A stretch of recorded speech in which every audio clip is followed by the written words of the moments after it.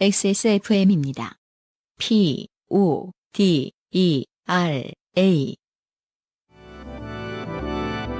엔카 직영몰과 함께하는 요즘은 팟캐스트 시대. 지구상의 청취자 여러분들과 함께한 지 벌써 6년째. 창사 기준으로 하면 5년밖에 안 됩니다만. 한국에서 가장 먼저 생긴 팟캐스트 전문 상업방송사 XSFM이 엔카 직영몰과 함께하는 요즘은 팟캐스트 시대입니다. XSFM의 UMC의 책임 프로듀서입니다. 그리고 저는 늘 안승준 군과 함께하고 있고요. 네, 반갑습니다. 올해의 목표 중에 하나를 제가 아직까지 놓지 않고 실천하고 있는 것이 있습니다. 네. 엔카 직영몰에서 준 광택 세트로 네. 열심히 광을 내고 있어요, 차에. 근데 지난 주말에도 세차를 한번 했는데 이 한파에 셀프 세차 시켜서 주유소들은 세차 해줘요, 다. 저는 아까 세차 기계로 기계 들어갔다가 UMC가 기계 차를 넣어요? 기계 얼마 좋은데 못 견디는 사람들이 저는 그런 건 별 생각 없어요. 아, 그래요? 예, 모든 기계는 기스가 나게 돼 있어요. 모든 신발도 기스가 나게 돼 있어요, 이 사람아. 근데 신발은 그래서는 안 돼. 거봐. 근데 그 어떤 기준에 내가 맞출 수 있다고 생각하는 거야. 그것만 구분해주면 돼. 신발은 달라요. 네. 네. 나머진 괜찮아요. 쓰다 보면 기스 안 나는 게 어딨어. 신발 빼고. 관리 나름이지. 굳이 신발을 빼야 되는 이유에 내가 대해서. 별난 사람이었잖아. 네. 물론 구분을 하면은 인정할 수 있는 거죠. 아무리 이렇게 추워도 거의 지금 지구상에서 가장 추운 것 같은데 물론 아이슬란드에 계신 청취자 여러분께 죄송합니다만은 이렇게 추워도 세차는 다 해주더라고요. 주유소에서. 네. 자동 세차 하고 나오면은 어디 저 주차장에 들어갔을 때 광택을 내는데 그저께는 쉽지 않았습니다. 왜요? 물광 내주는 엔카 직영몰에서 준 그 물건이 얼어 있었거든요. 예. 순백으로 꽝꽝 얼어 있더라고요. 그래서 한참 녹였어야 했어요. 네. 예. 요즘 이게 얼었네라고 해서 시리즈가 무슨 이것도 얼었다, 이것도 얼었다. 각자 집에서 언 것들을 사진 찍어서 올리는 게 SNS 유행이라고 하더라고요. 그렇죠. 네. 나오던 물이 바로 어는 장면 이런 것들을 구경시켜 주시기도 하세요. 보니까. 일단 저희들 눈앞에는요 한강이 얼어 있고요. 오랜만에 보는 것 같아요. 저는 아파트 삽니다만 하도 이제 관리사무소에서 안내 방송을 하거든요. 빨래하지 말라고. 빨래하지 말라고? 네, 이제 저층부가 동파될 수 있으니까. 수도사용량이 많으면? 최근 몇 년 며칠 제일 추웠을 때 있잖아요. 영하 14도 막 이럴 때. 네. 빨래하지 근데 그게 참 묘하더라고요. 아파트 사는 사람 입장에서는. 아파트를 좀 잘 짓지. 빨래를 하지 말라고 막 소리를 지르는 거예요. 물론 소리를 지르진 않았습니다만은. 제가 아파트를 싫어하는 이유가 그거예요. 우리가 뭘 하고 있을 줄 알고 방송을 해, 자꾸. 그쵸. 또 애기 막 깨고 막 이러는데. 네. 아무튼, 근 몇 년간 진짜 가장 추운 겨울이 아닌가. 철새들처럼 계절에 자유로울 수는 없습니다. 하지만 어찌저찌 잘 버티고 계신 여러분들이 오늘도 좋게 되면 사연을 계속해서 보내주고 계십니다. 192번째 엔카 직영몰과 함께하는 요즘은 팟캐스트 시대 시작하겠습니다. 네, 여러분이 듣고 계신 방송은 인생이 고달픈 세계인의 한국어 친구입니다. SK 엔카 직영몰과 함께하는 요즘은 팟캐스트 시대입니다. 네, 광택자가 꼴았다는 게 아니에요. 땡땡환 팀장님. 네. 방송에 참여하고 싶은 지구상 모든 분들의 사연을 주제와 분량에 관계없이 모두 환영합니다. 당신 혹은 주변 사람들의 지난 인생 경험 이야기를 적어서 요즘은 팟캐스트 시대 이메일 xsfm25@gmail.com 조땜이 묻어나는 편지 담당자 앞으로 보내주세요. 사연이 소개되신 분들께는 매주 커피 아르케에서 아르케 더치커피, 주식회사 빅그린에서 바디케어 세트, 라파스티체리아에서 빤도로와 파네토네를요. 네. 제가 어저께 시내에서 얼었어요? 시내에서 유명한 빵집에 가서 빤도로를 하나 사봤거든요. 네. 정말 작습니다.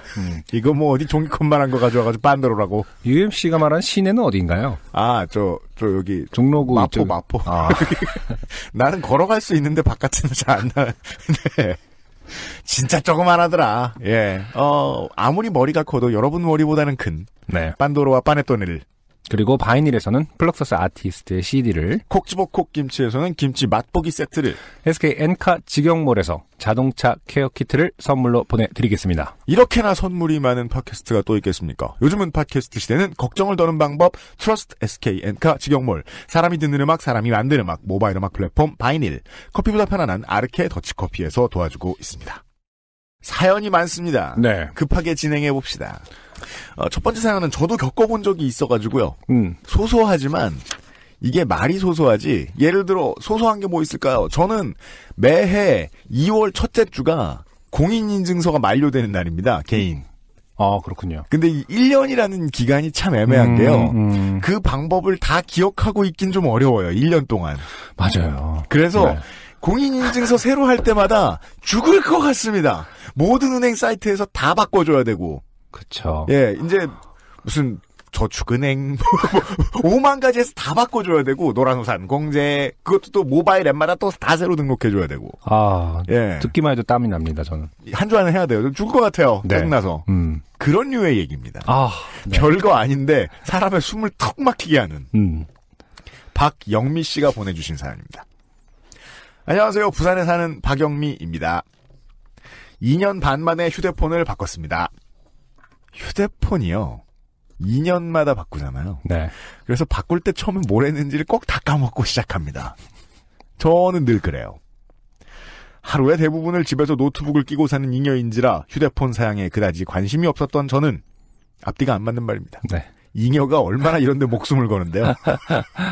능력은 안 되지. 갖고 싶은 건 많지. 근데 어쨌든 네. 노트북이 더 메인이다 보니까 우리가 이제 휴대폰을 하는 일들을 다 노트북으로 하셨기 때문에 문제인 것 같아요. 네. 그 정도만 해도 되게 그 청렴한 잉여라고 생각해요. 한 가지 기계만 그럴 수도 있네요. 충족되면 괜찮다. 네. 그다지 관심이 없던 저는 다이렉트몰에서 가장 낮은 가격의 휴대폰을 골랐으나 그것은 언제 재입고가 될지 모르는 품절 상품이었습니다. 남편은 옆에서 최신 폰을 사라고 뽐뿌질을 했고, 네. 보통 배우자가 상대방의 기계를 최신으로 바꿔라, 그렇죠. 라고 푸시를 넣을 때는 제가 아는 선에서는 이유가 하나밖에 없어요. 내 걸 바꿀 때가 됐기 때문입니다. 예, 밸런스를 맞추기 위함이다. 아, 배우자 걸 바꾸라고 한 다음에 자기 것도 바꾸겠다? 그렇죠. 그러니까 내 신발 살라고 애기 신발도 사고 그런 사람도 있어요. 애기 신발 보면서 이렇게 대화 주제를 돌리고 이쁘다 이러면서 내 거 살짝 밀어내는데 이것도 샀다 하면서 노트북은 몰라도 2, 3년이면 바꿀 휴대폰을 100만 원씩이나 줄 거냐는 양심의 소리와 타협하여 적당한 가격의 보급형 휴대폰으로 기기 변경을 했습니다. 폰 구매 후기에 유심히 사이즈가 안 맞아서 고생했다는 글이 있었지만 이해가 가지 않았습니다. 전 유심히 들어가는 스마트폰을 쓰는 게 이번이 두 번째였거든요. 네. 아, 유심에 대한 이야기입니다. 어이? 유심이 왜 안 맞아? 지금 쓰는 폰 유심은 큰 사이즈에 뜯어낸 작은 사이즈 유심인데 이건 큰 사이즈 유심을 쓰나? 그거 버렸는데? 모르겠다. 안 맞으면 사러 가지 뭐. 하고 저는 유심 선택란에서 과감히 쓰던 걸 쓰겠다에 체크했습니다. 불안합니다. 왜냐면은 먹구름이 끼고 있습니다. 여기까지 읽었을 때 네. 뭐가 잘못됐는지 잘 모르겠어요, 제가. 아, 진짜요? 네. 아, 저는 동일한 일을 당해본 적이 있어서요. 그러니까 지금 유심 작은 사이즈 유심을 쓰는데 이건 큰 쓰던 유심을 쓰겠다. 유심 사이즈가 안 맞는다는 게 이해가 안 된다. 네. 네. 왜냐면 저는 유심 한 번도 바꿔본 적 없는데요. 그러니까 그 사이즈를. 아이폰을 계속 기기 변경 계속 해오면서 5. 그럴 수 없을 텐데요. 한 번 작아졌을 텐데요. 그런가요? 이런 사람이 있어요. 네. 그러니까 나쁜 사람이 아니에요. 멍청이도 아니야. 그냥 인생 편한 거예요. 좋은 거야. 아니, 그러니까 고생한 기억마저 잊어버리는 놈들이 있어. 그렇죠. 그런가요? 근데 뭐 아까의 핵심이 그거였잖아요. UMC도 자꾸 까먹는다. 처음에 뭐 했을 때 까먹는다가 그 중요한 핵심 아니었습니까? 네. 저도 아마 까먹은 것 같은데. 보자. 그러니까 다음번에 개고생할 수 있다는 거예요. 네. 그리고 며칠 후 택배로 새 휴대폰이 도착했습니다. 신상이란 좋은 것. 떨리는 마음으로 개봉을 하고 유심 슬롯을 열고 나서야 알게 되었습니다. 이 휴대폰은 훨씬 작은 유심을 쓴다는 것을. 네. 네. 부랴부랴 인터넷을 찾아보니 제 건 마이크로 유심이고 요즘에는 나노 유심을 쓴다네요. 이제 기억났어요. 그죠? 네. 그때 어떻게 했어요? 와, 그 까맣게 까먹냐? 저는 그 이통사를 갈아탔어요, 그때. 네. 그러면서 그냥 바꿔줬구나. 알뜰폰으로 갈아타면서. 그거 지금 알뜰폰이구나. 네, 따로 왔어요, 그게. 그래서 그걸 보냈나? 새로 해서. 와서 그걸 뭐 보내야 되고, 저도 뭐 절차는 제가 덜 까먹었습니다만. 네, 정말 이제 기억났습니다. 그죠? 그리고 친절하게 마이크로 유심을 나노 유심으로 만드는 방법과 도면까지 나와 있었습니다. 인터넷 만세. 여기서는 이제 당해보신 분과 당해보지 않으신 분들로 청취자 여러분들이 갈릴 겁니다. 이걸 한번 진지하게 찾아보신 분들이 계세요. 이거는 유심 바꾸기 분석. 그냥 물리적으로 짧게 자르는 건가요? 자르는 겁니다. 네네. 칼로. 네, 그건 들어본 적 있는 것 같아요. 네. 저는 도면을 곱게 프린트해서 남편에게 건넸습니다. 신선한 표현이에요. 프린트를 곱게 합니다. 네. 네. 고등학교 때 미술부였다는 남편은 저보다 훨씬 꼼꼼하니까요. 참고로 남편의 사촌 형제들은 모두 미대 출신입니다. 부모님 어떡해. 병나도 도와줄 자식이 없어. 근데 네. 남편의 형제들도 아니고 사촌 형제들이 미대생인 거는 네. 그냥 그 정도의 비율로 미대생이 실제로 있지 않나요?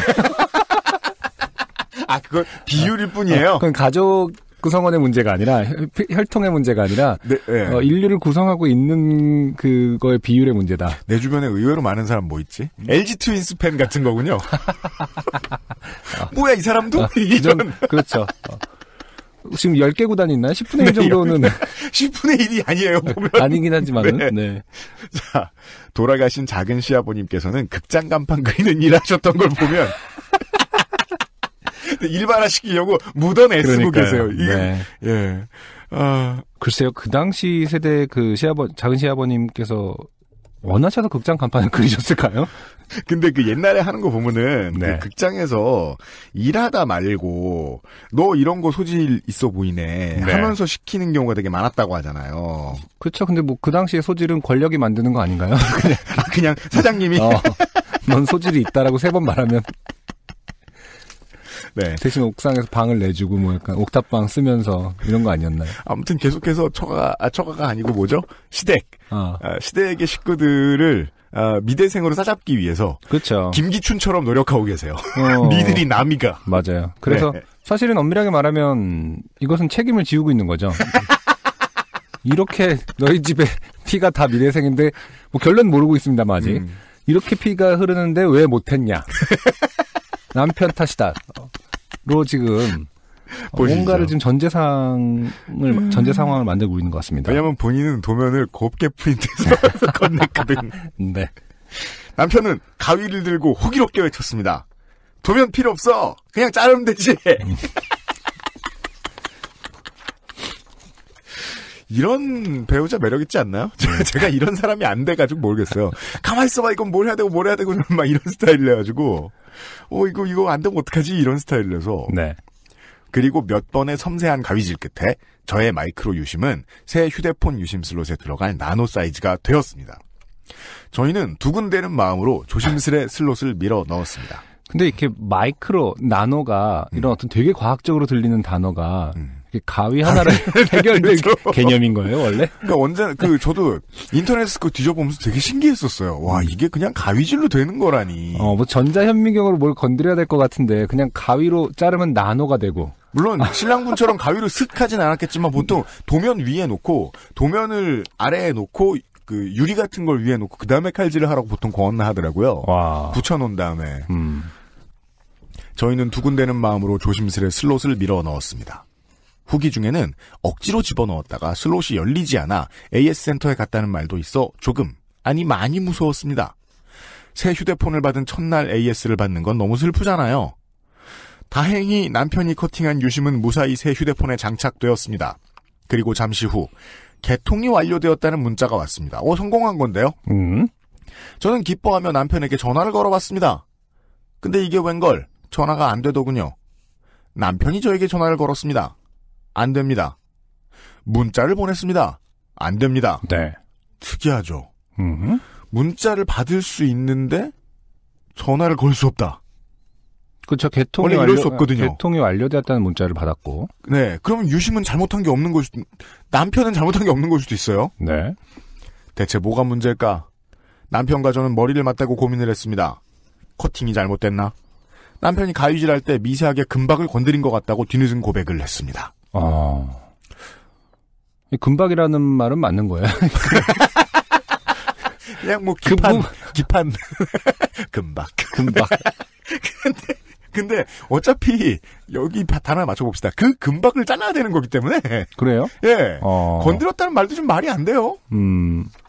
그러나 유심히 망가졌다면 인식을 못할 텐데 유심이 없다는 문구는 옛 휴대폰에서만 흘러나오고 있었습니다. 휴대폰을 그렇죠. 껐다 끄죠. 휴대폰을 껐다 켜보고 유심을 넣었다 빼봐도 전화는 되지 않았습니다. 그러다 남편이 말했습니다. 유심 등록은 했어? 아, 그렇구나. 네. 여기서 제가 이런 격언을 만들어서 덧붙일 수 있겠어요. 둘은 너무 적다. 멍청이 신세를 벗어나기엔 둘 가지고는 부족합니다. 네. 네. 저는 만약에 자식을 낳는데 가장 중요한 이 실리와 관련된 이유가 있다면 네. 셋 정도면 넷 정도면 어떻게 해볼 만하기 때문입니다. 자식은 옳은 말을 해주거든요, 종종. 삼각형이 괜히 완벽한 게 아니죠. 저는 서둘러 새 휴대폰과 동봉된 설명서에서 유심 등록 방법을 보며 열심히 키패드를 눌렀습니다. 안 됩니다. 숫자를 잘못 눌렀나? 다시 해봤습니다. 안 됩니다. 3번을 넣어봤지만 안 됐습니다. 고장났구나. 결국 저희는 유심을 사러 나가기로 했습니다. 자, 긴가민가한 상황입니다. 네. 등록이 됐다고 문자가 왔는데 그렇죠. 새 칩을 사러 나가시고 계세요. 밖은 비가 추적추적 오고 있었고 대리점까지는 걸어서 30분. 남편이 차를 꺼냈습니다. 거긴 주차할 데 없으니까 끝나면 전화해. 근처까지 오자 남편이 말했습니다. 저는 농담처럼 말했습니다.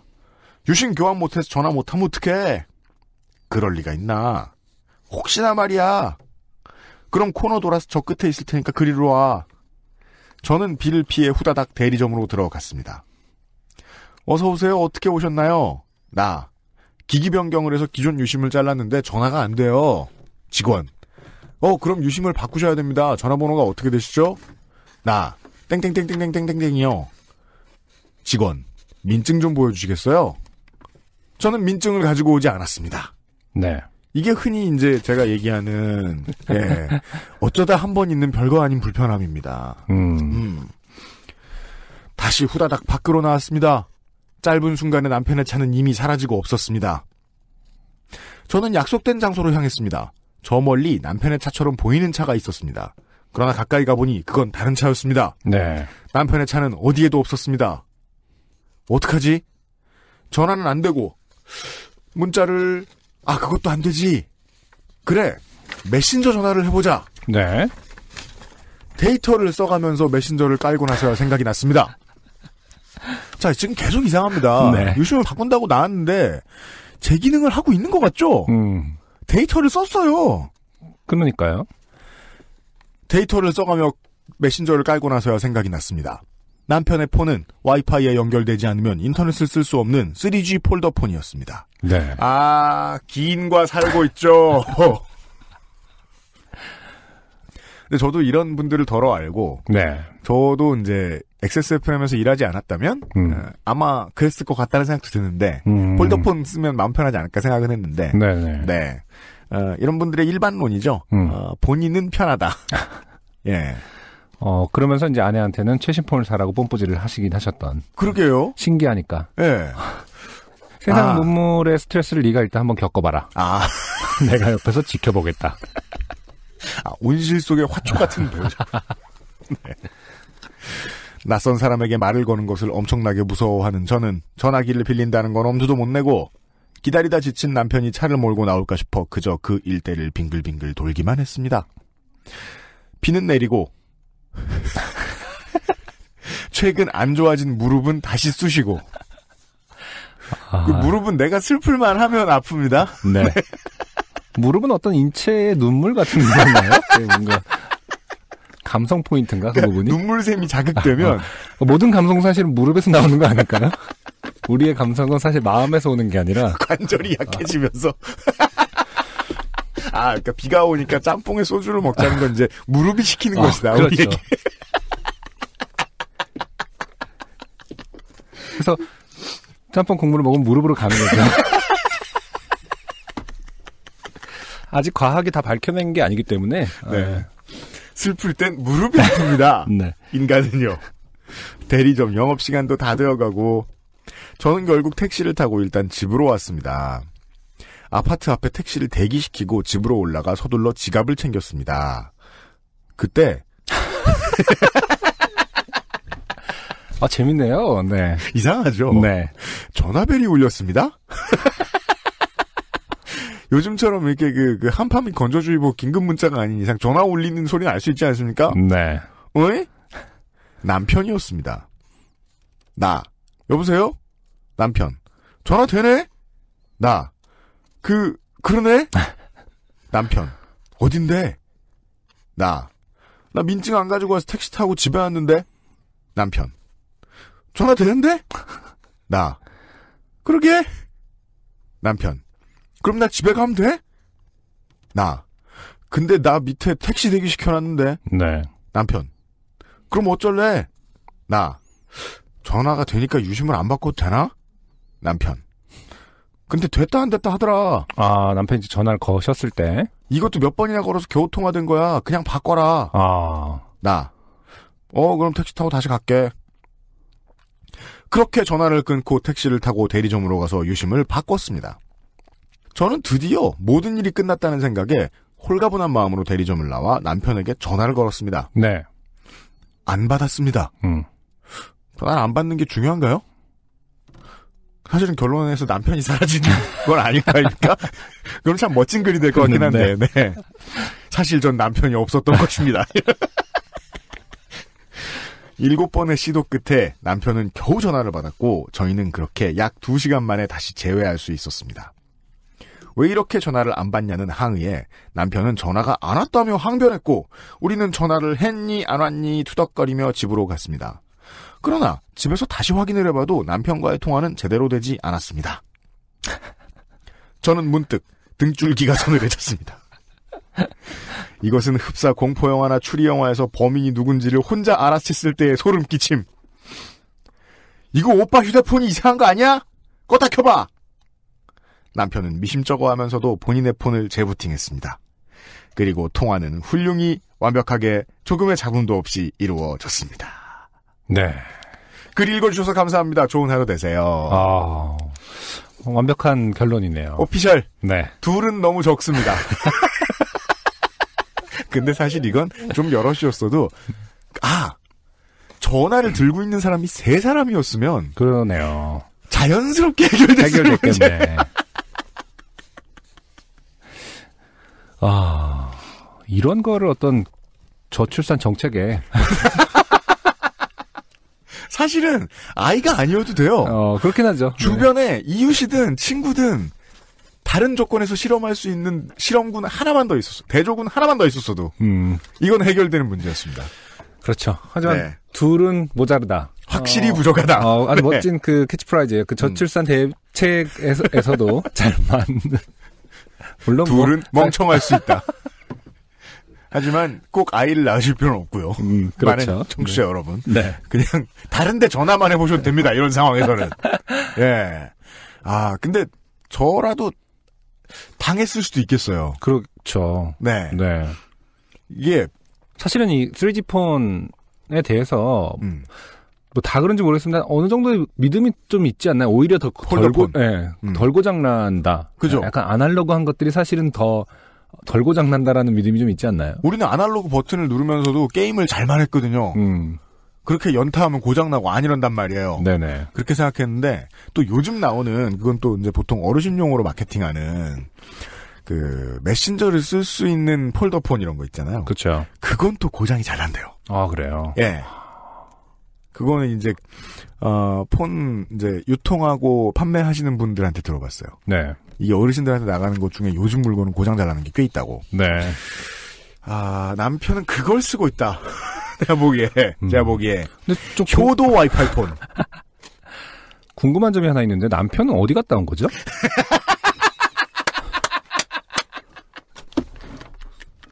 두 시간. 그러니까 사실은 내려다주고 나서의 그 행방은 묘연합니다. 덱스터 같은 거죠. 누군가를 죽이고 왔다. 강에 버리고 왔다. 네.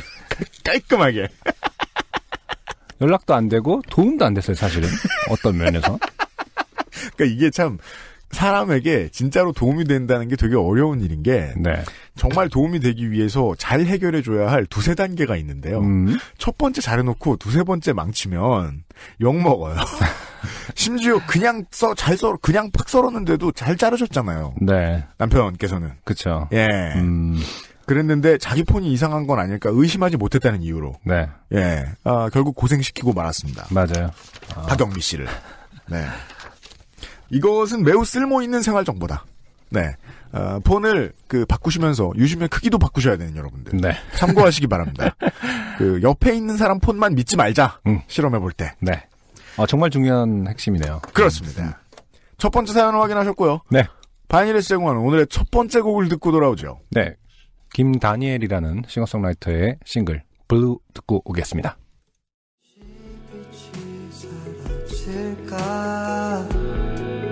너무 걱정하지 마.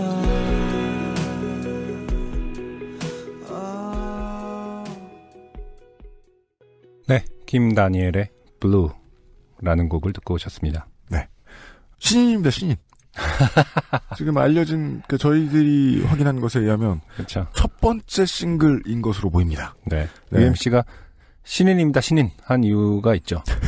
노래 나가는 동안에 아무리 정보를 찾아도 없다는 것을 드러내는 말투였어요. 없습니다. 없어. 정보가 없습니다. 색소포니스트 다니엘 김 씨라는 분이 계시다는 걸 알고 있는데, 네네. 이게 이제 음악을 판매하는 사이트에서도 이분과의 구분을 하기 위해서 김다니엘 씨는 성과 이름을 붙여놓았네요. 네. 네. 신인입니다. 신인. 김다니엘의 블루가 192의 엔카지 경몰과 함께하는 요즘은 팟캐스트 시대에서 안승준 군이 골라온 첫 번째 곡이었어요. 네. 어떤 때는 관심이 어떤 면으로 많이 가서 선곡하게 되는 경우도 있고요. 이 부분은 참 재밌다. 이 부분에 대해서 얘기하고 싶다.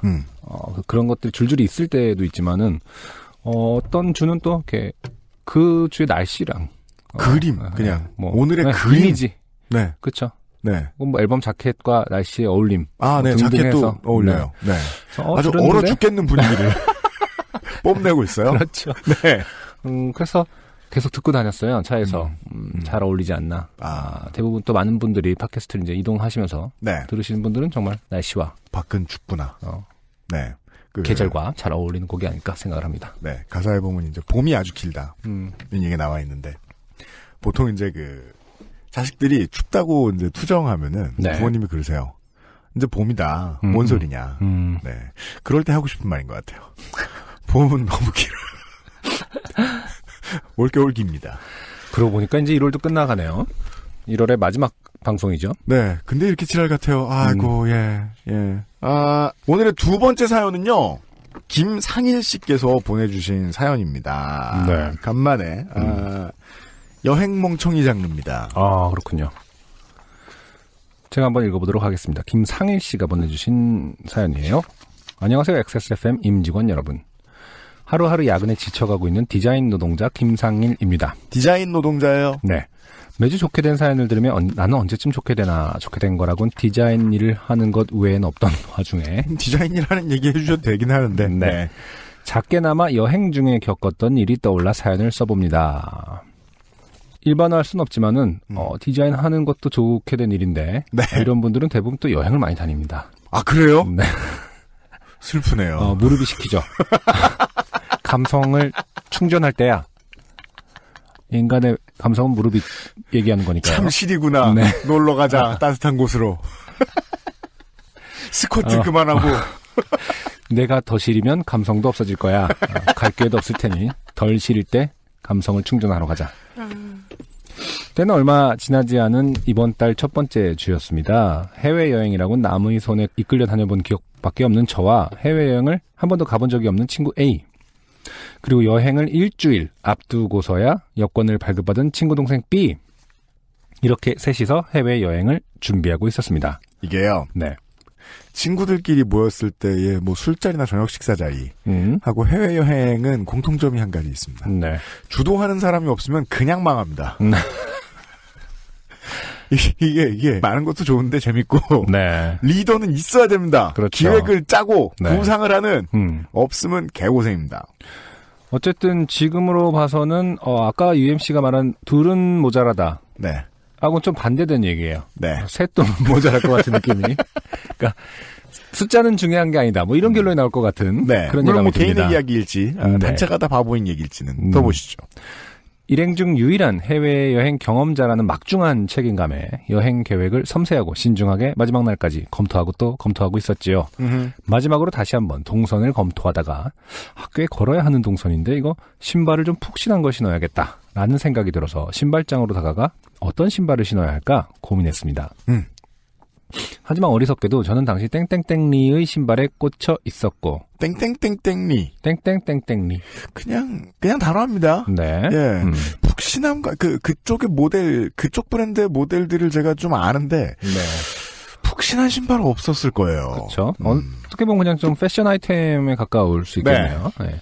바닥이 얇기로 소문난 이 신발을 놓고 한참을 고민하던 중 쿠션이 달린 깔창을 이용하기로 마음을 먹었습니다. 아, 깔창 같은 게 집에 이제 오랫동안 짱 박혀 있는 게 있을 수도 있죠. 네.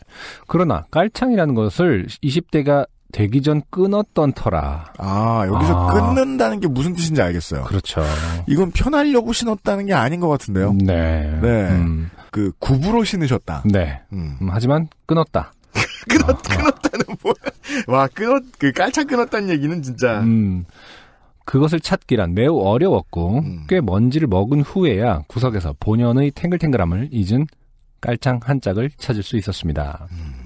아직 있긴 있었구나 하는 감탄과 한창 애용했을 때의 소회를 한쪽에 접어두고 신발에 구겨 넣은 뒤 만족감과 안도감에 잠이 들었습니다. 어떤 아이템을 오랜만에 다시 써보려고 꺼내 들었을 때는 네. 그걸 쓰던 옛 시절이 떠오르죠. 그렇죠. 그땐 젊었는데 이러면서. 네. 다음날 새벽 한 손엔 무거운 여행용 가방을 끌고 등에는 무거운 가방을 둘러매고 공항으로 출발하였습니다. 물론 미세먼지가 적지 않았지만 상쾌한 아침 공기와 오랜만에 해외여행에 제 기분은 매우 들떠 있었습니다. 네, 그 공항 가는 길에 미세먼지 보고 있으면 기분 좋죠. 이걸 좀 벗어나겠구나 싶어서요.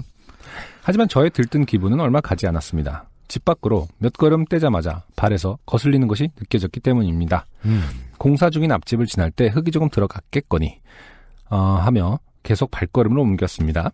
그때 다시 돌아갔어야 했는데 말입니다. 신발 얘기군요. 네. 수서역에서 공항버스를 기다리는 동안에도 계속해서 발 뒤꿈치에 무엇인가 계속 걸리적거리는 것이 영 찜찜하여서 해당 물질을 방출해내려 손가락을 비집어 슬쩍 긁어보니 손가락에 검은 가루 같은 게 묻어나오는 게 아니겠습니까? 자, 다양한 상상을 해볼 수 있겠죠. 네. 그러니까 사실은 깔창인 줄 알았는데 네. 어두워서 김이야? 김 혹은 서리태 뭔가 콩 종류 이런. 갑자기 멋지다 마사루에서 도시락인 줄 알고 이러는데 안경 나오던 기억이 나네요. 오늘 반찬은 뭐지? 근데 안경이다! 이러면서. 뭘 잘못 그렇죠. 넣었을 경우를 일단 상정을 해볼 수 있겠고요. 네. 김가루? 손에 묻은 가루를 본 저는 의아해하며 신발을 제대로 세탁하지 않았나 보네라고 생각하고 무시한 채 공항버스에 탑승하였습니다. 네. 희한한 상황이네요. 이 정도 이상한 게 묻어났으면 그냥 열어봐야 되는 거 아닌가요? 무시할 만한 일이 아니지 않나요? 열어봤으면 사연이 일단 안 됐긴 했을 것 같고. 예. 피가 나진 않잖아. 약간 이런 마인드인가요? 바로 그거죠. 네. 예. 공항버스에서 꿀잠을 자고 내린 뒤 일행 A, B와 합류한 저는 친구 A에게 야, 신발에서 검은색 가루 같은 게 나오는데? 그랬더니 뭐고 신발 썩은 거 아이가? 뭐 신발을 썩을 때까지 신고 앉았나? 전형적인 쓸데없는 대화죠. 아무런 도움이 되지 않는. 관심도 없으면서 말은 섞어주는. 그렇죠. 뇌가 하는 말이 아니라 무릎이 하는 말 같은 거죠.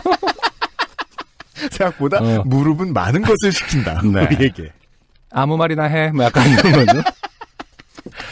사투리 가득한 핀잔에 기억 저편에서 누군가의 힐리스 사연이 떠올라 뇌리를 스쳤습니다. 그렇죠? 요파시에서 네. 소개된 적이 있죠. 네. 미창과 분리되었던. 가수분해되었던. 네. 네.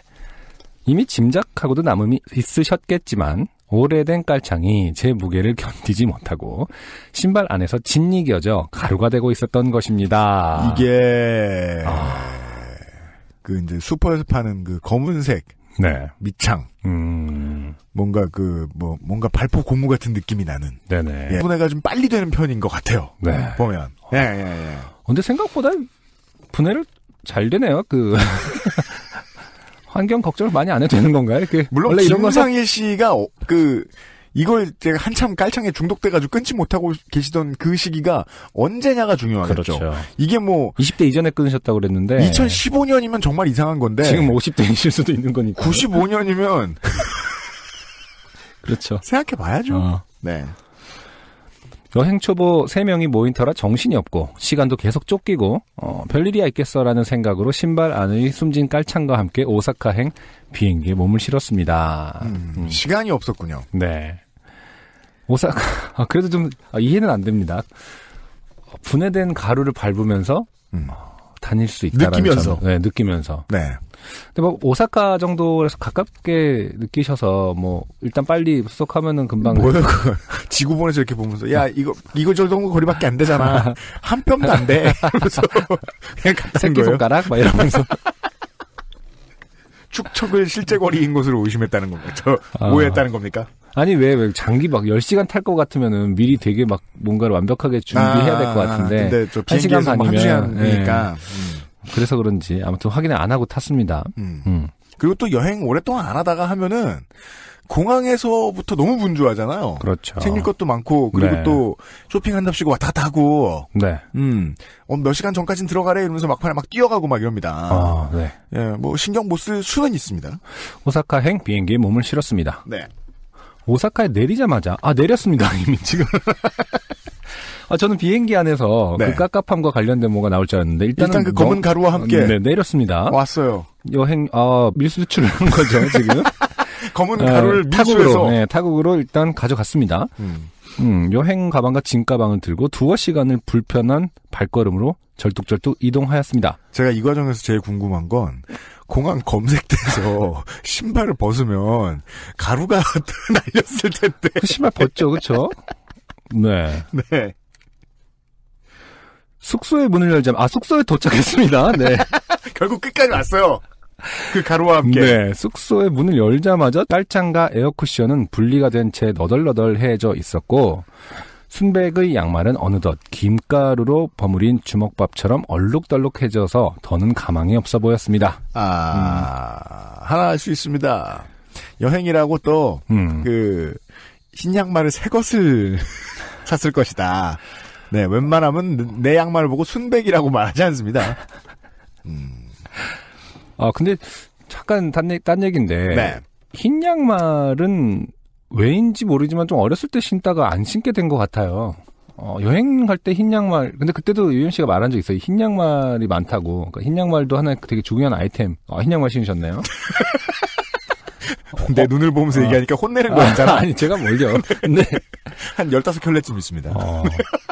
어떤 느낌인가요? 흰 양말은. 유현 씨에게 흰 양말이란? 신나요. 그리고 코디할 때 제일 편해요. 그런가요? 여러모로. 네. 여행 갈 때 흰 양말은 좀 부담스럽지 않나? 뭔가 빨리 그래서 추운 곳을 여행 갈 때는 어떻게 돼도 상관이 없겠습니다만은 그냥 갈아 신으면 되니까. 네네. 더운 곳을 여행할 때는 사실상 두꺼운 양말을 별로 쓸 일이 없죠. 네네. 예, 그래서 그쵸. 그냥 발등 양말 정도니까 발등 양말은 컬러가 뭐여도 상관없잖아요. 네. 예. 근데 이분이 순백의 양말이라는 어감에 자꾸 제가 집착을 하게 돼요. 그렇죠. 아주 목이 높은 장목형의 무릎 밑까지 오는 그렇죠. 것은 아니었겠느냐. 우리가 이제 여행을 오랜만에 다니시다 보니까 네. 여행의 어떤 그 기본 착장이 있는 줄 아는 거예요. 우리 어렸을 때 유치원에서 소풍 갈 때 흰 양말을 무릎까지 올린 그 느낌을 재현한 것은 스마바지 같은 거 입고 재현한 거 멜빵 바지죠, 멜빵 바지. 네. 아무튼 얼룩덜룩해져서 더는 가망이 없어 보였습니다. 약간 좀 이렇게 길티 플레저 같은 게 있었던 것 같아요. 가망이 없는 거를 발이 못 느끼나요? 그러니까 말이에요. 진짜 끝까지 만들어보고 싶었던 거야. 그 미세 먼지를. 버무려지는 건. 이러면서. 양말이 회색이 되려나? 어디까지 좋게 되는지 한번 보기 위해서 오사카까지 가져간 것 같다는 느낌이 듭니다. 그러니까 짧게 표현하셨지만 이걸 신은 채로 정말 시간이 오래 걸리셨다는 걸 제가 말씀드리는 거예요. 네, 그렇죠. 수분간을 털어내 보아도 계속해서 가루가 쏟아져 나왔고 망연자실함과 동시에 이 정도 사연은 요파 씨에 보내긴 너무 소소한가? 라고 스스로 좋게 됨을 평가하는 경지에 이르렀습니다. 결국 오사카를 여행하는 내내 얼룩덜룩한 양말과 지면을 그대로 느끼게 해주는 땡땡땡리와 함께 무지막지하게 걸어다녔고 귀국하자마자 몸살로 몸져눕게 되었습니다. 결론이 이거네요. 네. 사연 끝에 교훈과 안승준님께서 웃으실 때마다 저도 같이 낄낄거렸던 것 같은데 이렇게 저도 어리석었을 줄이야 깊은 반성을 하게 되네요. 네. 삶을 돌아보는 창이죠. 요즘은 팟캐스트 시대. 긴 글 읽어주셔서 감사합니다. 날씨가 이럴 필요가 있나 싶을 정도로 추운데 감기 조심하시고 건강하시길 기원합니다. 감사합니다. 김상인 씨 고맙습니다. 네. 네. 매우 강조드려야 될 게 있습니다. 우리가 지금 되게 무슨 사상의학 같은 소리를 하고 있는 것 같은데 온 몸이 다 기억을 가지고 있잖아요. 보면. 우리가 밝혀냈죠? 무릎은 지령도 네. 한다고? 네. 근데 발바닥이 특히 더 그런 것 같아요. 예. 발바닥은 기억을 하기 때문에 이제 등산화를 제일 편해하는 사람들이 있고. 네. 네.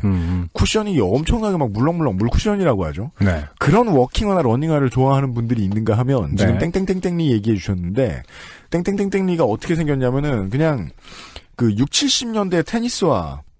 그쵸. 네. 우리 지난주에 테니스 보면서 로드레이버 아레나 봤잖아요? 로드레이버 선생 이름이 붙은 테니스화가 있어요. 사실상 지금은 테니스화로서의 역할은 못합니다. 네. 예쁜 단화지. 그쵸. 아무것도 없고 되게 단단한 고무 중창이 다예요. 예. 그 정도가 편한 사람들이 있는데, 네, 제가 보기에 김상일 씨는 그렇진 못하신 것 같아요. 맞아요. 그러니까 그거에 솔직해야 되더라고요. 내 발이 뭐가 편한가, 오래 걸을 때. 네. 그걸 알면 어차피 3시간 넘게 걸으면 무조건 발 아픈데, 그래도 좀 덜 아플 수 있는 것 같습니다. 네. 예. 걷는 여행을, 물론 여행은 걸어야죠. 예, 걷는 여행을 주로 하니까, 네, 여행할 때는 신발은. 최소한, 우리가 아까 어떻게 측정했죠? 3년에서 25년쯤 되었을 고무 밑창 같은 것은 사지 말자, 쓰지 말자. 그렇죠. 어떤 면에서는 생활정보적인 측면이 있어요. 그러니까 여행할 때 밑창은 반드시 새 것으로 하거나. 네. 예. 좀 어쨌든 좀 한 거는 중간에 사라질 수 있다. 요즘 물건들이 아무리 이제 소비를 촉진시키려고 빨리 닳는다 그렇죠. 이런 소리 네. 많이 해도 네. 실제로 유명한 데서 만든 그냥 정품 신발에 붙어 있는 깔창들은 오래 갑니다. 네. 예, 깔창은 오래 갑니다. 알아두시길 바랍니다. 생활 정보들이 많이 쏟아지고 있어요. 그래미 시상식이 있던 날 녹음했습니다. 맞아요. 요즘은 팟캐스트 시대 192번째 순서입니다. 오늘의 3번째 사연입니다. 네. 윤상호 씨의 사연이 되겠습니다. 안녕하세요. XSFM 식구 여러분. 저는 동두천에 살고 이름은 윤상호라고 합니다. 춥겠네요. 동두천만 해도 많이 다르죠? 겨울에 이제 예비군 갈 때 저는 양주시에서 종종 경기도 양주시에서 종종 이제 훈련을 받았는데 네. 버스를 딱 내리면 정말 바람이 인사하는 게 결이 달라요. 자식아 여기가 어딘 줄 알고 와! 이러면서 팍팍 때리는데 하면서 푹푹 찌르죠. 힘들었어요. 그래서 지금은요 캘거리 덴버 이런 데 사시는 분들보다 양구 인제 화천 여기 계시는 분들이 네. 우리 춥다 자랑 한번 해보셨으면 좋겠어요. 윤상호 씨예요. 지금은 막 10살 된 아들이 어느 때부터인가 뭘 볼 때 눈을 찡그리더라고요. 네. 눈이 나빠졌나 해서 아내가 안과에 데리러 갔는데 눈이 나쁘다네요. 성장기에 아이들의 눈도 함께 나빠진다고 해서 전부터 알고 있던 드림 렌즈라는 것을 하기로 했습니다. 네. 요즘 이건 많이 궁극의 렌즈인가요? 뭐죠? 시력을 계속 나빠지는 속도를 좀 저하시키는 기능이 있는 그렇대요? 렌즈라고 하더라고요. 네. 그래서 원래 이제 시력이라는 것은 태어난 이후부터 계속 나빠지는 거잖아요. 다시 좋아지진 않는데 네. 그 속도를 좀 늦춰주는 어떤 계속 지속적으로 네. 해주면은 좀 늦춰주는 그런 거로 알고 있습니다. 잘 때만 껴서 시력을 교정하는 렌즈라는데 잘 때만 끼면 슬림 렌즈라 하지 그 효과를 부풀리는 것 같아 이름은 마음에 들지 않았습니다. 그러게요. 아주 적당한 지적이신 것 같아요. 네. 드림 렌즈라. 여튼 아이가 안경은 싫어하고 저희 부부도 활동이 많은 아이에게 안경을 씌우고 싶지 않아 없는 살림에 100만 원을 들여 렌즈를 해주었습니다. 와, 네. 이렇게 비싸요? 그렇군요. 아이는 안경을 안 써도 된다는 점에 아울러 렌즈에 대한 거부감이 거의 없어서 다행이다 싶었습니다. 렌즈 관리에 대한 이야기를 듣고 집에 돌아온 저녁. 첫날은 무사히 끼우고 잠이 들었고 아침에도 큰 탈 없이 렌즈를 제거해 보존액에 담궈 두었습니다. 네. 저도 한때 아주 잠깐 렌즈를 써봤던 터라 눈에 뭘 넣고 빼는 데에는 큰 어려움은 없었습니다. 참고로 집에 나갈 때 렌즈를 끼면 체류탄 속에서 숨은 막혀도 시야가 확보되어 좋았습니다. 네. 이건 렌즈 껴본 사람들만 아는 문제죠. 특히 요리할 때 좋습니다. 그렇죠. 눈이 안 매워요. 예. 요리할 때 사실은 뭐 많은 입자들이 튀기 때문에 기름이라든지 엄청나게 보호해야 되는 입장이면은 안경을 꼭 쓰고 요리를 하라는 의사들도 있더라고요. 그래서 네. 이제 굳이 이제 뭐 공업용 안경을 따로 만들지 말고 그 공업용 그냥 저 쉴드 글래스 이런 거 있어요. 네. 네. 목공 작업이나 이런 거 할 때 쓰는 그거 쓰면 좋습니다. 네. 특히 튀김 요리 거친 거 할 때 좋습니다. 그렇죠. 네. 문제는 두 번째 날 저녁, 그러니까 토요일 밤이었습니다. 잠깐 이 사태가 일어나기 전에 아내 이야기를 해야겠네요. 자, 첫 사연에선 박영미 씨는 이제 남편 얘기를 해주시면서 네. 밑밥을 까셨는데 제 아내는 공부 노동자인 저 대신 많은 일을 합니다. 그러다 보니 늦게 귀가하는 것이 일상이라 아내는 모두가 잠든 시간에 책을 읽거나 뭐 많은 것을 합니다. 네. 참고로 제 아내는 화장품, 비누, 클렌저도 만들어 쓰고 네. 심지어 면도 크림도 만들어주신대요. 남편을 위한 면도 크림까지 만들어주시는. 지금은 빅그린에 잠깐 자리를 내주었지만 샴푸와 샤워젤도 만들었습니다. 네. 게다가 빵도 굽고 과자도 굽고. 가만 있어보자.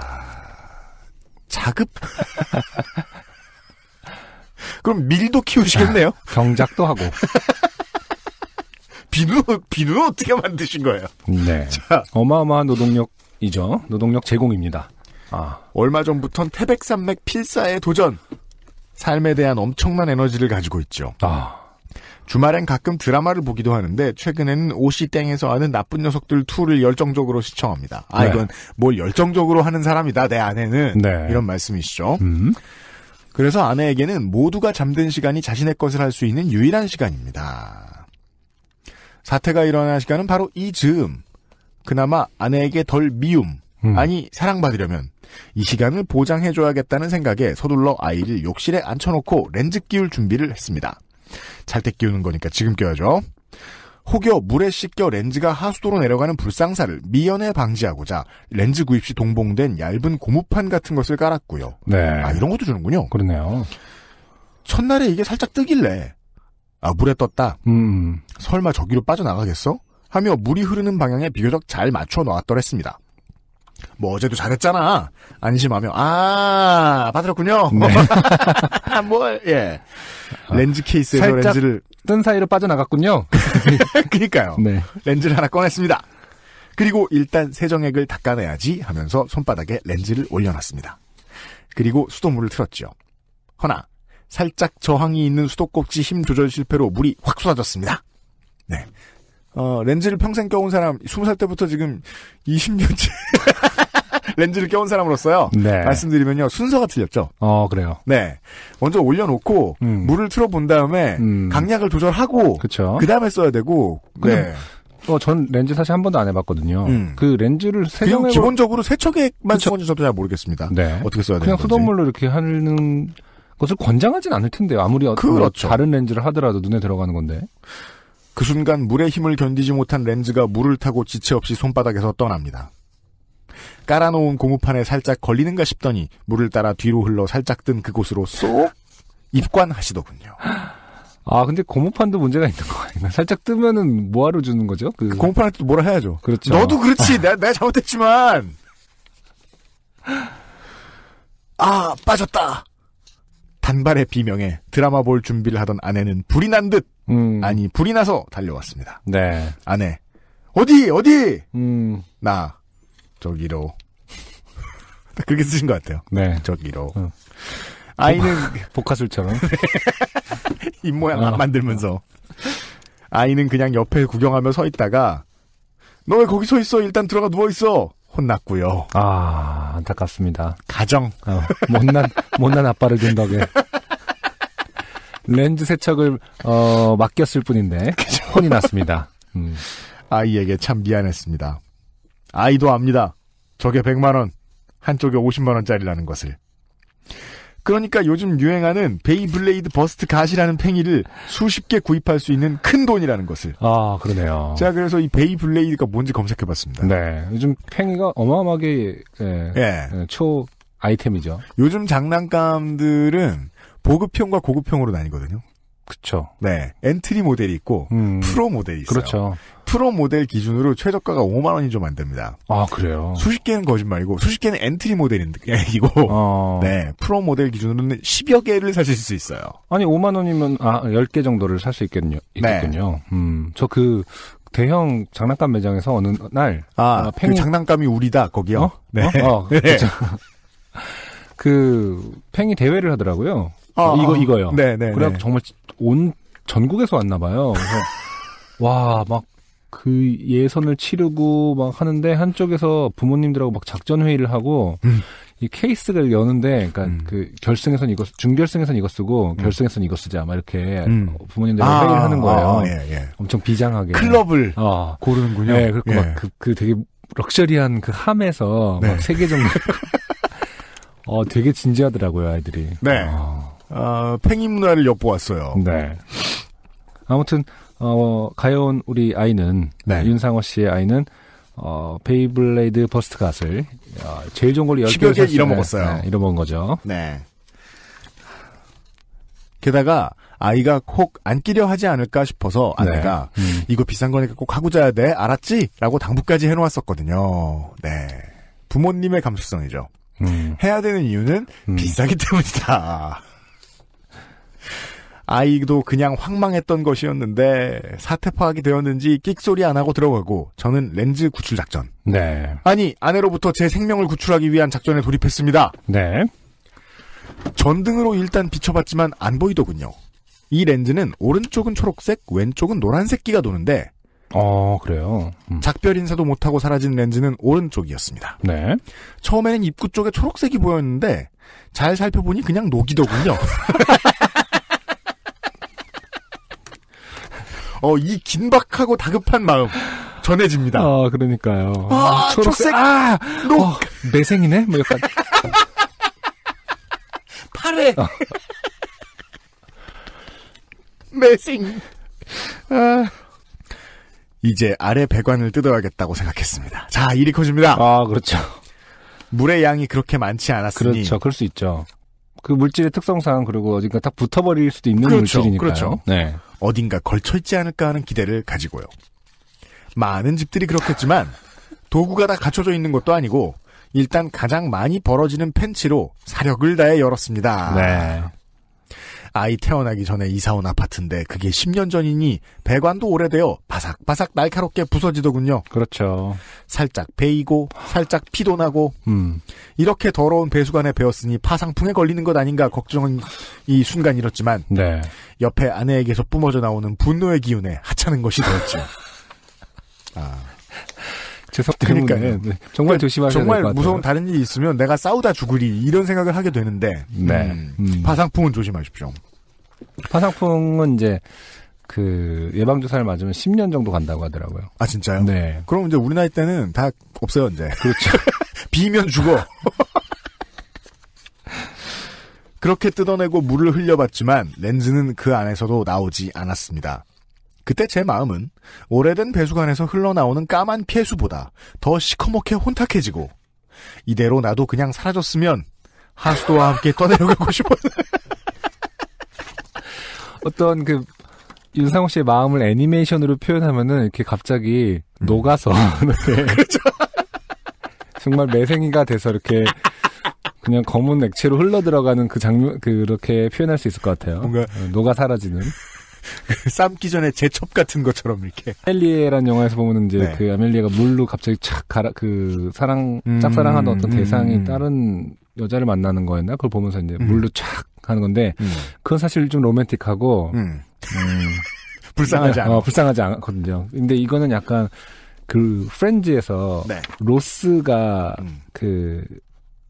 누구하고 사귈 때였죠? 그, 브루스 윌리스 딸하고 사귈 때가 있었거든요. 네네네. 그래서 브루스 윌리스한테 걸리면 죽을까봐, 근데 방에서 딱, 브루스 윌리스가 들어올 때, 진짜, 이렇게 해갖고 바닥, 침대 밑으로 갑자기 굴러 들어가는 장면이 있어요. 네네네.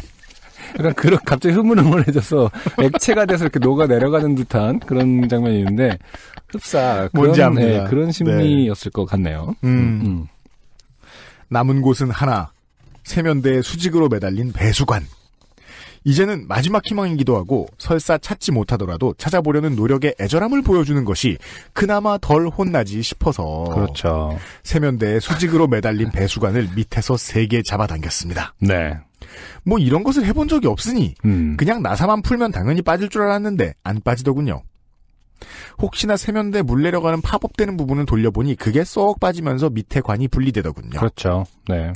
순간 아싸 하며 물을 흘려보내고 있는데 아무것도 정말 아무것도 안 나왔습니다. 마지막 희망의 성벽이 무너져 영화 해운대의 파도와 같은 절망의 깜장물이 들이닥치려는 찰나. 네. 여기 있다 하는 아내의 탄성이 터져 나왔습니다. 아 심지어 찾는 것도 결국 아내가 찾았어요. 보시죠. 네. 저에게는 넌 살았어 라고 들리더군요. 렌즈는 배수관이 시작되는 지점에서 위태위태하게 걸쳐져 있었습니다. 네. 핀셋으로 잘 집어 세정액으로 닦고 식염수로 마무리해 떨며 누워있던 아이를 불러와 다시 끼워주었습니다. 네. 복귀를 했습니다. 그냥 처음부터 세면대 팝업 부위만 돌려 일을 순차적으로 했으면 일이 쉬웠을 텐데. 아, 이것도 대단한 생활정보 그러네요. 네. 네.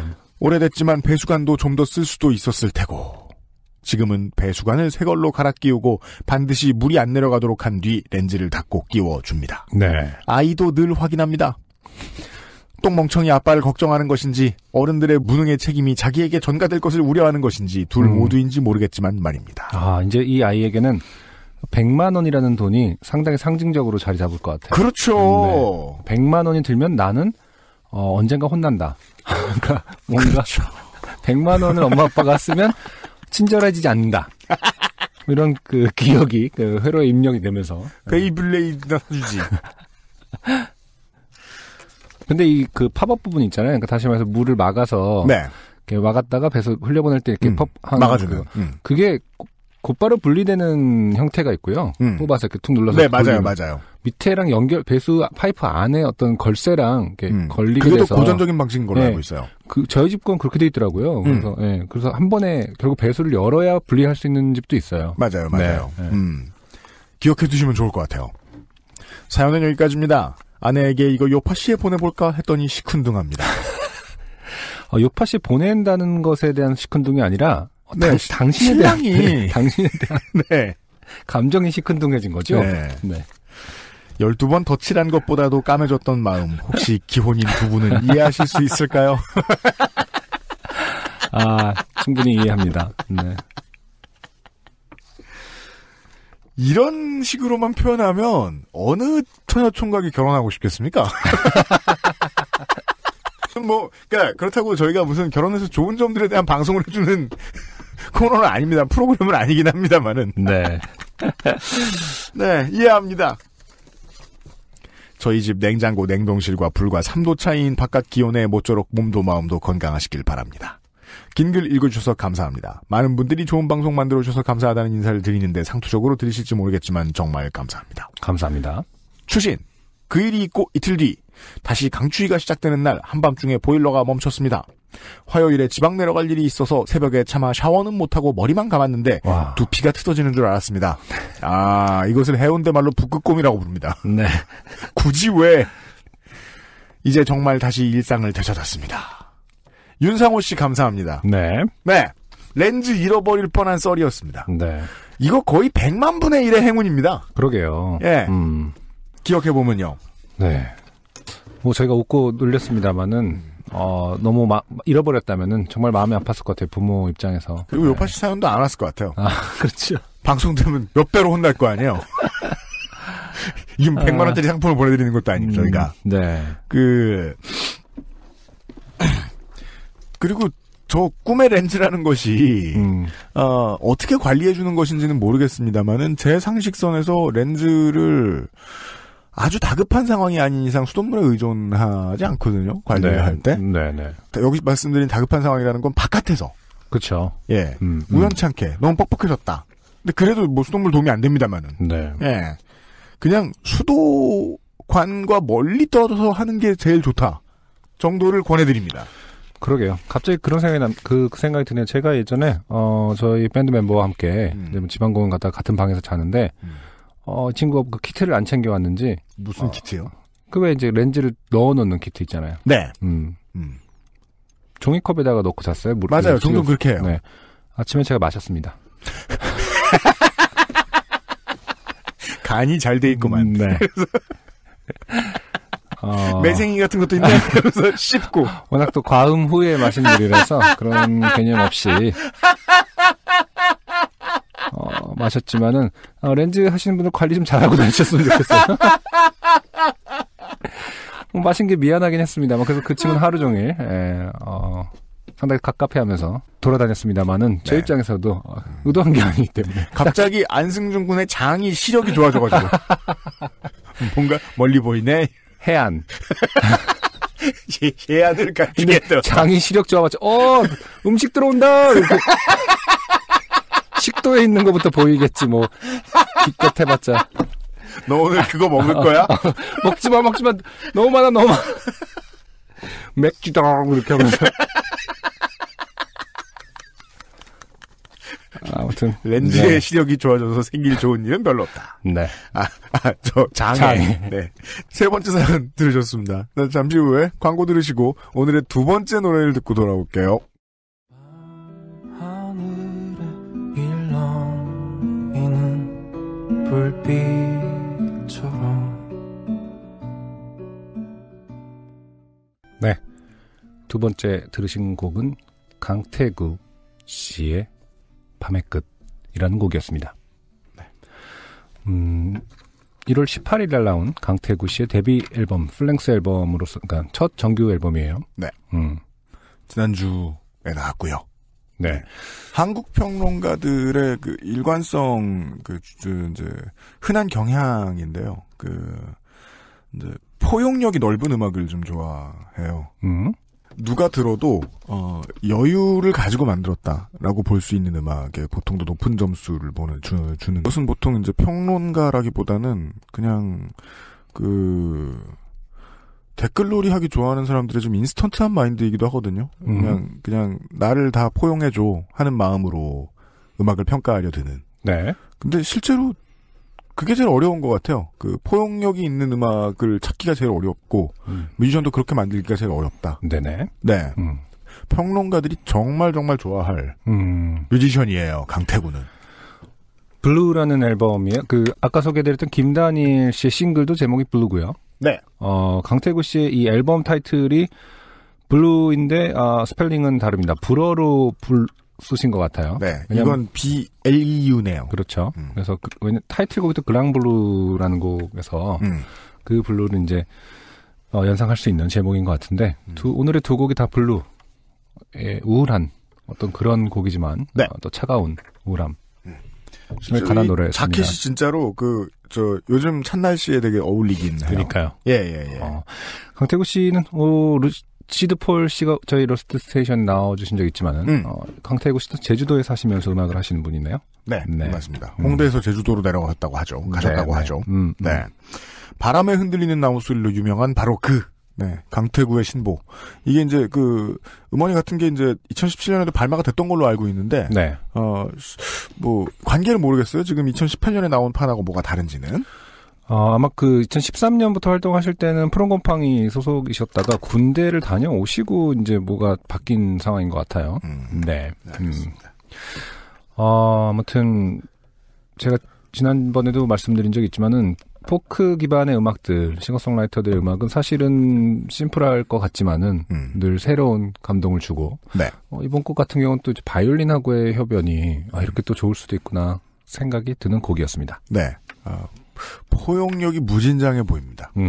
강태구의 신보가 있어 소개를 해드렸고요. 네. 오늘의 마지막 사연이죠? 네, 맞습니다. 네. 오늘은 사연이 아주 꽉꽉 차게 4개나 있습니다. 유땡현 씨의 사연이에요. 엔카 직영몰과 함께 하게 된 요파 씨 축하드립니다. 고맙습니다. 제 이름은 유땡현입니다. 저는 지난달 말쯤 외사촌 여동생 결혼식에 다녀왔습니다. 여러 사촌들 중에서도 저랑 가까이에 살고 아주 자주 만났으며 제가 직업의 특성상 몇 년 제자로 두기도 했던 동생이라 결혼식 날 며칠 전부터 제가 다 설렜습니다. 결혼식 전 저의 머리색은 흔히 말하는 애쉬 블론드였는데 이 애쉬란 말이 들어가면 마법같이 색깔이 변하더라고요. 그래요? 네. 칙칙하게. 고정관념입니다. 이해해 주십시오. 그러니까 저는 애쉬라는 그 컬러 코드의 느낌이 뭔지 아직 잘 모르겠습니다. 회색빛이라는 거겠죠? 네. 저도 잘 모르겠는데 이제 원래 그 탈색을 3번 정도 하면은 노란머리 해보셨나요? 네, 회색 머리 같은 거 저도 어렸을 때 한참 대학교 1, 2학년 때 회색 머리가 유행이고 이래갖고 네. 했던 적이 있는데 아예 완전 탈색을 3번 해서 진짜 병아리색으로 만든 다음에 하면은 어떤 색을 하든 사실은 잘 들어가요? 잘 들어가고 또 변화무쌍해지거든요. 그래서 그때도 막 이렇게 여러 가지 색을 그러니까 색이 빠지면서 애쉬 말 그대로 회색빛이 도는 뭐 보라색이 되기도 하고 그러니까 할 때마다 달랐던 것 같아요. 우리 어렸을 때에 비해서는 요즘에 유행하는 컬러들이 되게 차분한 것 같아요. 네. 그렇죠. 예전에는 막 시뻘 좋아했는데. 애쉬 블론드였는데 저는 집안 같은 학년 중 가장 나이가 많은 처지였기에 엄마의 권유에 따라 미용실에 가서 다크화 작업을 거치기도 했습니다. 자, 앞뒤가 상관이 없다고 느껴집니다. 네. 학년 중에 가장 나이가 많은 것이 머리 색깔과 무슨 관계인지는 모르겠습니다. 근데 아직까지도 한국 문화에서는 결혼식이나 그 친척 어른들을 만나야 할 때 머리 색깔에 대해서 고민해야 되는 그런 현실이긴 하죠. 답답해요. 네. 다크화 작업을 거치기도 했습니다. 돈도 없는데 말이죠. 그러니까 돈도 없는 사람한테. 어쨌든 저는 어머니를 부끄럽게 하고 싶진 않았습니다. 대부분 이런 생각 때문에 못마땅하지만은 내가 부모님 체면됨에 네, 그렇죠. 꿇어준다. 사촌들 중 첫째인데다가 결혼식 주인공보다도 나이가 한참 많고 가장 중요한 것은 아직 자리를 못 잡았고 결혼도 못했는데 엄청 많은 그 요소들이 뭉쳐 있어요. 네. 철없어 보이기 싫었고 튀기 싫었거든요. 제 처지에선 거금을 들여 톤다운을 하고 얌전한 옷을 입고 일찍 식장에 도착했습니다. 네. 앞으로도 계속 이 사연은 제가 이해하지 못하는 것들이 몇 가지 나올 텐데요. 네. 네. 일찍 식장에 도착하지만 않아도 네. 훨씬 편할 텐데요. 그러게 말입니다. 저는 공부 노동자조차 되지 못한 수험생입니다. 수험생. 보통 고시생이라고 하죠. 대학원을 다니다가 직업을 갖고 몇 년 돈을 벌다 다시 공부하게 되었기에 수험생 치고는 나이가 많습니다. 그런 수험생 많아요. 그럼요. 그러나 이 처지에서도 사촌동생 결혼식에 가는 것은 큰 스트레스는 아니었습니다. 저희 외갓집 식구들은 보통의 친척들과 달리 언제 결혼하냐, 언제 취직하냐, 그 나이에 뭐 하냐 하는 클리셰 같은 덕담을 하지는 않으시는 분들이라 잔소리 들을 걱정은 없어 마음이 가벼웠거든요. 뭐 그 정도면 괜찮네요. 결혼식장에서 저는 외할머니들의 손자들 중 가장 나이가 많은 자손답게 어머니의 사촌, 외삼촌의 처가댁, 외국에서 온 손님들을 가장 많이 알고 있었기에 여러 손님들께 반갑게 인사를 하고 서로 잘 알아보지 못하는 어르신들과 동생들에게는 서로를 소개하며 인사를 시키는 등 나름 제 할 일을 하고 있었습니다.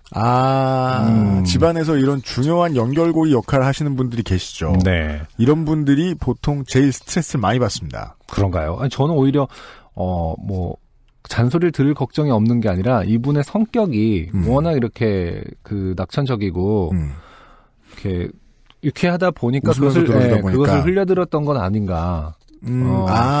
왜냐면 모든 상황을 이제 부정적으로 묘사했던 모든 상황들에도 불구하고 지금 막 서로 소개시켜주고 최전선에 지금 서 있지 않습니까? 맞아요. 네, 만약 그런 것들이 부담스러운 성격이었으면은 그냥 뭐 잠깐 얼굴만 비치고 이렇게 인사나 하고 오지 했을 텐데 그런 악조건, 네, 제가 생각한 악조건 아닙니다만 사회적 관점에서 악조건에 불구하고 전면에서 지금 호스트를 하고 있어요. 그러니까요. 네. 결혼식이 끝나고 식사를 마치고서 큰 외숙모가 저에게 다가오셨습니다. 아까도 꽤 이야기를 나누었지만 외국에서 온 손님들과 함께였던 터라 큰 외숙모와 편하게 한국어로 대화하는 건 이때가 그날 중 처음이었습니다.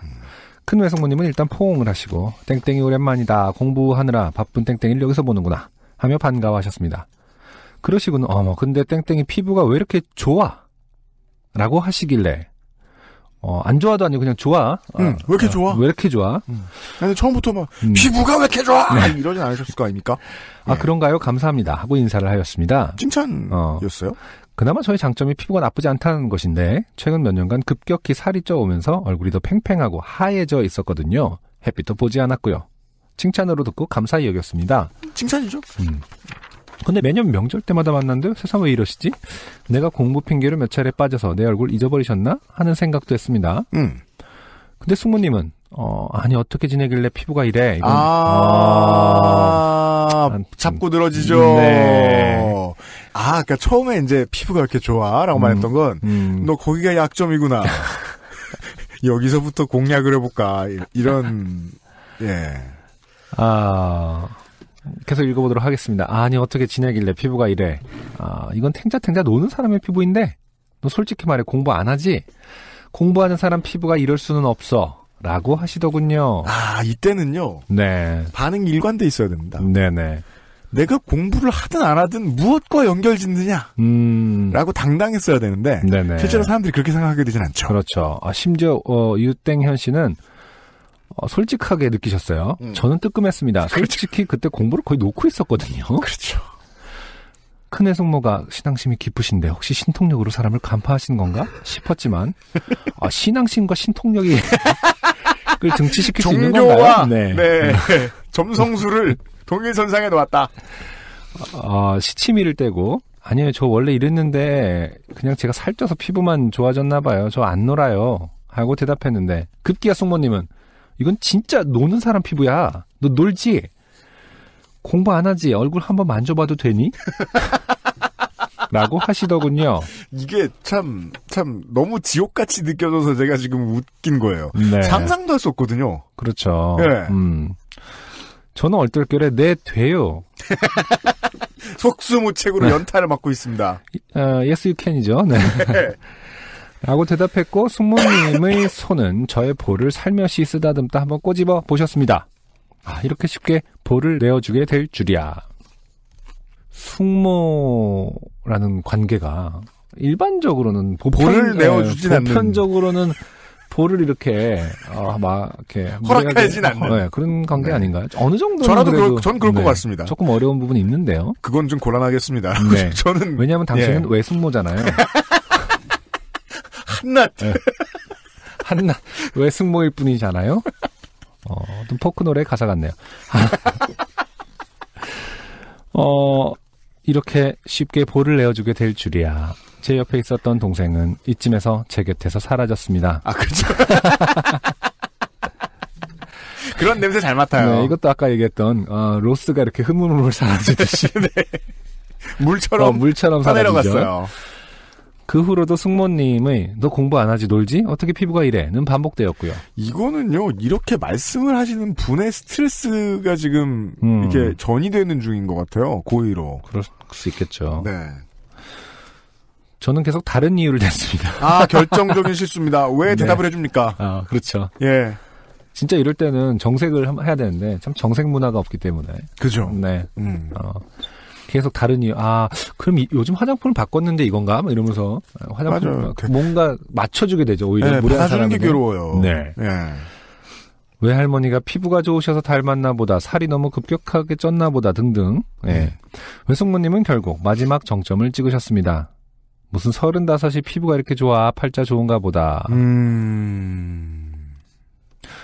정말 한 번은 그럴 수 있다고, 정말 100번 양보해서 한 번은 그럴 수 있다 쳐도, 이거 지금 일단 글로 나온 것만 3번째인데. 장난 아니에요, 이거. 지금. 대단합니다. 네. 이거는 선의로 포장된 악의 정도가 아니라, 그냥 악감정이죠, 이 정도면은. 그니까 말이에요. 그러면은, 최대한 제가 모두가 선하다라고 한번 믿어보고 얘기를 해드리면, 유땡현 씨의 부모님이 외숙모님의 땅을 빼앗았든지 뭐 장기를 적출했든지 뭔가 큰 잘못을 했으면 이해를 해주겠네요. 네. 또 이런 분들은요, 뒤에 가서 그런 거를 자랑처럼 말씀하십니다. 땡연이 만났는데, 아주 뭐, 이렇게, 요즘 뭐 하는 것 같아서, 팔자 좋아 보여서 내가 뭐라고 좀 했어. 피부 좋다고. 아, 진짜? 그렇게, 그 연배들끼리 흉을 봅니다. 그러는데 또, 걔는 또 사람 좋게 웃고만 있더라. 그것까지도 또 흠을 잡습니다. 그거는, 네. 거기서부터 분기는 이렇잖아요. 웃는다. 웃는다고 뭐라고 한다. 그렇죠. 정색한다. 정색한다고 난리친다. 네. 가만히 있는다. 쌩 깐다고 난리친다. 근데 어쨌든, 뭐, 난리친다와, 가만히 있는다 정도의 차이일 수는 있습니다만은, 결국에는 웃어도 뒷소리를 들을 거기 때문에, 네. 난리치는 거랑 크게, 손해볼 건 없습니다. 저는 그런 되게, 결론을 말씀드리기 전에 되게 중요한 믿음이 있어요. 이건, 아우라 싸움입니다. 주도권 싸움인가요? 카리스마로 제압하죠? 그럼 뒷담도 안 갑니다. 그 방법은 사람마다 다른데요. 전 그걸 되게 믿어요. 기세 싸움이면 네. 어떻게 죽여도 기세를 죽여놓으면 네. 예 여기저기서 우습게 뭐 떠들고 다니진 않는다는 거죠. 근데 뭐 좋은 지적인 것 같은데요. 기세라는 것이 갑자기 만들어질 일은 또 없습니다. 예, 이런 잽을 좀 던져보고 이런 류의 관계에서 네. 그러니까 어떤 하이어라키에 기반한 상황이기 때문에 네. 예, 지금 뭐 UMC가 말한 것처럼 친인척 간의 기세 싸움을 할 수 있는지 할 수 있죠. 그런가요? 아니 뭐 기껏해야 2, 3년에 한 번 만나는데 뭐는 못해요. 그건 그냥 UMC 같이 생겨야 하는 거 아닌가요? 전 하는 게 좋다고 봅니다. 그렇겠죠. 네. 주변의 먼 친척들까지도 저를 돌아보고 수근수근 하였습니다. 그거는 그냥 유땡현 씨의 생각이실 수 있고요. 네. 어차피 피부가 이런 얘기를 하진 않으셨을 거라고 믿고 싶습니다. 그날 결혼하는 동생은 20대 중반이었고 저는 35입니다. 뭐 나이나 많은 말도 안 해.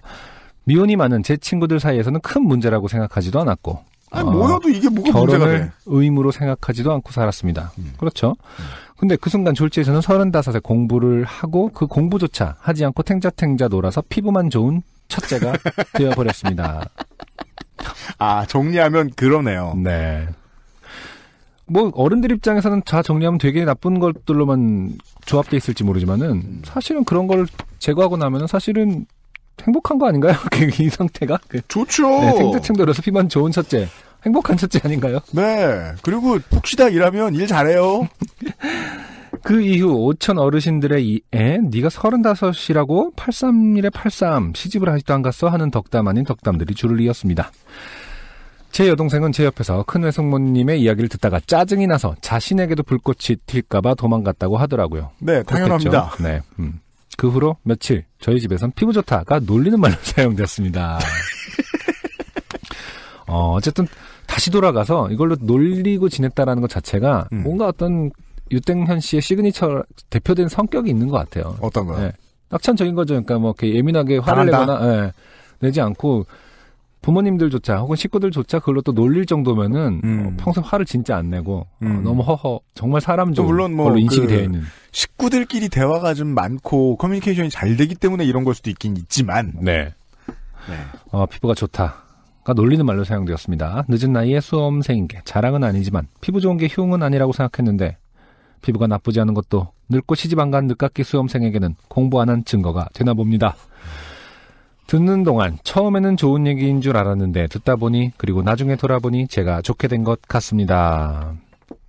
대전 공개방송 역시 재밌더라고요. 갑자기 주제가 바뀝니다. 밀리는 길 멀리 다녀오시느라 수고하셨습니다. UMC님, 안승준군님, 김상준님 모두 감사드립니다. 나이 먹고 탱탱 노는 수험생에게도 큰 낙이 된답니다. 네, 유땡현 씨 감사드리고요. 네. 이쯤 되니까 중간에서 해주셨던 말씀이 사실상 이게 잘못된 명제다라고 생각할 수밖에 없는 거예요. 저희 외갓집 식구들이 보통의 친척들과 달리 그렇죠. 클리셰 같은 덕담을 하진 않으시는 분들이다. 네. 그럼 이게 틀리지 않은 말이면 그거죠. 완전 파격적인 이상한 말을 만들어서 이게 클리셰는 지겨우니까 새로운 걸로 개 갈궈야지 이러면서 이렇게 늘 연구하는 꼰대 연구소. 그러니까 어느 날 갔더니 넌 눈썹이 일자다 이랬는데 눈썹이 참 일자야 이러는데 알고 봤다 아 그런가 했는데 나중에 봤더니 뭐 눈썹이 일자면 답답해 보인다라는 게 막 그죠. 포털에 뜨고 있다던가 요즘은 눈썹 그렇게 안 한다가 막 포털에서 트렌드가 되고 있다거나 물론 저는 친척들 보긴 보고 그리고 관계가 매우 중립적이고 정말이지 인사만 그냥 떨렁 나누기 때문에 저는 이 사람들이 나쁜 사람들인지 좋은 사람들인지도 몰라요. 네. 그냥 시민이에요. 친척이란 이름을 달고 있는. 네. 근데 그게 어떻게 그렇게 됐냐면은 제가 유땡현 씨처럼 정확히 한 34인가 이때까지 네. 탱자 놀았잖아요. 피부가 좋았군요. 피부는 지금도 피부 원래 좋은 거야 그거는. 근데 그러다 보니까 스스로 이제 겁이 좀 나는 거죠. 사람들 만날 때. 그래서 일부러 내 얘기를 어떻게든 못하게 대화하는 방법, 동선 이런 걸 다 짜가지고 갑니다. 뭘 해도 주제가 내가 안 되게. 근데 만약에 주제가 내가 된다. 그럼 어떻게 하느냐? 네. 유땡현 씨 동생분처럼 우리 아빠가 수비해라. 그리고 저는 빠지는 거죠. 예, 그 방식으로 살아남았거든요. 네. 근데 그래도 몇 번 걸리잖아요. 이렇게 이런 경험을 합니다. 그렇죠. 뭐 보호색을 갖고 있지 않은 이상 네. 문어처럼 이렇게 색깔 변해서 네. 이렇게 벽하고 같은 색이 되지 않는 이상 튀겠죠. 해결책과는 그 거리가 멀 수도 있겠습니다만은 이런 힌트는 필요할 것 같아요.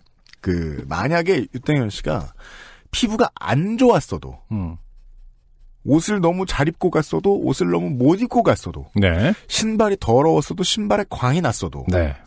외숙모님은 똑같은 말씀을 하셨을 겁니다. 그렇죠. 맞아요. 기세의 문제입니다. 기세의 문제입니다. 내 인생 안 불편하다라는 걸 악을 쓰거나 토론하지 마시고 이건 토론이 아니야. 기세야 기세. 지성의 대화가 아니야. 비이성이라고. 동물적 본능의 싸움이야. 눈 대 눈이 마주쳐서 하나가 꼬리를 내리는 그 상황 그런 거예요. 그럼 UMC 입장에서 보면 이제 피부가 왜 이렇게 좋아라는 말을 하게끔 한 것 자체가 잘못일 수 있는 건가요? 아니요. 저는 유땡현 씨 잘못했다는 게 아니에요. 그러니까 다음부터는 그 말조차 못 붙이게 하는 게 좋은 건가? 아니면 붙이되 그 말을 받아치는 게 기세인 건가요? 전 제안은 못 드리겠어요. 사람마다 대처 방법이 다르니까. 다만 그냥 맥락은 이거다라고 제가 그냥 그 의견만. 왜냐면은 해결이 안 되는 일이라도 이유를 알면 좀 낫거든요. 제가 아는 사람 중에는 이런 조언을 하는 사람이 있어요. 그러니까 이렇게 이런 류의 무례함에 대해서 가장 할 말이 없게 만드는 방법은 그 질문을 똑같이 하면은 대부분이 할 말이 없어진대요. 정적이 생긴다고 하더라고요. 그게 가장 간편한 방법. 네. 지렛대 같은 방법이죠. 대답을 하지 말고 네. 승균이 왜 이렇게 피부가 좋아? 그러면 승준이 너 왜 이렇게 피부가 좋아? 똑같이 하면은 그냥 네가 더 좋아. 네. 그러니까 정말 심플하게 똑같이 반복하라고 하더라고요. 동물적이지 않은 방법이네요. 네. 기계적이고 좋네요. 계속 같이 해볼까요? 그냥 네. 서로. 제가 드리고 싶었던 말씀 그건 거예요. 어떤 어른들은 만만해 보이고 유약해 보이는 젊은 사람한테 가서 그런 얘기를 하고 싶은 게 의도인 겁니다. 네. 네. 그렇죠. 네가 뭘 못하니까 이런 일이 있지. 라고 알려주고 그걸 알려줬다고 안승준 군이 말씀드린 대로 자랑하고 이걸 하고 싶은 거예요. 네. 그 의도를 채워주지 않는 방법은 뭐 여러 가지가 있겠습니다만은. 네. 이유를 알고 나면 사실 그럴 수도 있잖아요. 막 정말 내가 너그러운 사람이다. 그럼 귀 막고 받아주지. 뭐 이렇게 하는 사람도 저는 아니지만 천에 한 명, 만에 한 명 있을지도 모르잖아요. 네. 네. 이유는 알자. 그냥 젊고 정거만만해 보이는 사람을 괴롭히고 싶은 거다. 네. 그런 겁니다. 마지막 사연을 보내주신 유땡현 씨 감사드립니다. 사연이 풍성했네요.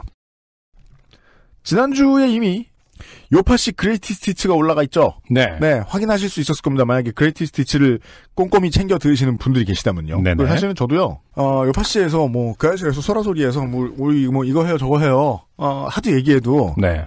모르시는 분들도 많고, 까먹으시는 분들도 많고, 네. 우리가 또 청취자분들이 더 많이 느끼시죠? 참, 뒤지고 보면은 옆에 청취자들이 있구나. 예.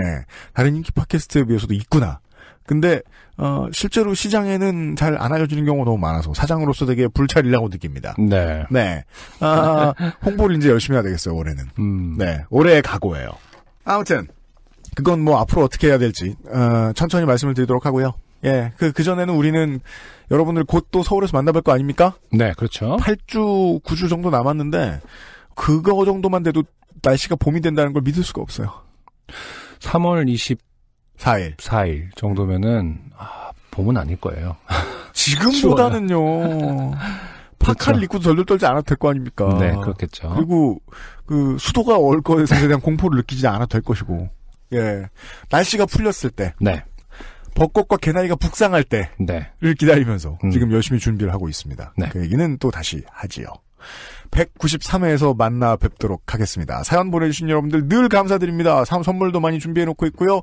앞에 다시 한번 참고하시고 메일 많이 보내주십시오. 무슨 얘기든 상관없어요. 엔카 직영몰과 함께하는 요즘은 팟캐스트 시대 192회를 마무리 짓습니다. 김상조 기술행정관이 기술을 맡아서 편집을 열심히 했고요. 안승준과 유현씨가 진행을 했습니다. 듣느라 수고가 많으셨습니다.